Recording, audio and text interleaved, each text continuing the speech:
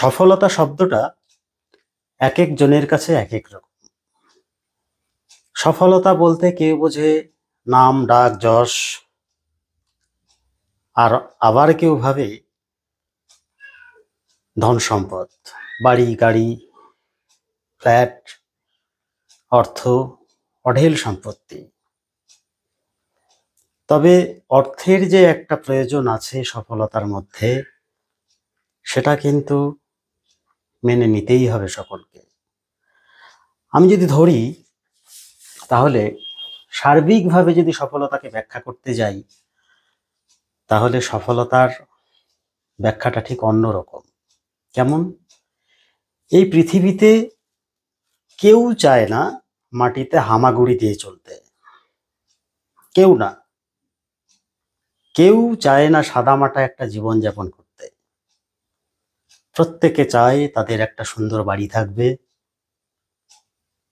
ছুটির মধ্যে বাইরে কোথাও বেড়াতে যাবে, যখনকার যে নতুন জিনিস খেতে পারবে, পড়তে পারবে, এক কথায় আর্থিক নিরাপত্তা। সফলতা মানে রোগের সম্মুখীন হলে তার চিকিৎসা করে সেখান থেকে বেরিয়ে আসতে পারা। সফলতা মানে সন্তানদের সর্বশ্রেষ্ঠ সুযোগ পাইয়ে দেওয়া, সর্বশ্রেষ্ঠ শিক্ষার ব্যবস্থা করা, তাদেরকে সফল হতে এগিয়ে দেওয়া, তাদেরকে প্রতিষ্ঠিত হতে এগিয়ে দেওয়া, এক কথায় প্রতিষ্ঠিত করে তোলা। সাফল্য মানে জয়, সাফল্য মানে স্বাধীনতা, সাফল্য মানে জীবনের আদর্শ। দুশ্চিন্তা, ব্যর্থতা, ভয়, এগুলো থেকে মুক্তি পাওয়া। সফলতা মানে জীবনের সত্যিকারের সুখ উপলব্ধি করা।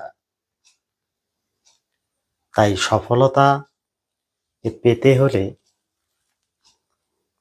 আমাদের কিন্তু ইনকাম করতে হবে। ইনকাম না থাকলে সফলতা কোনো সময়ই আসবে না।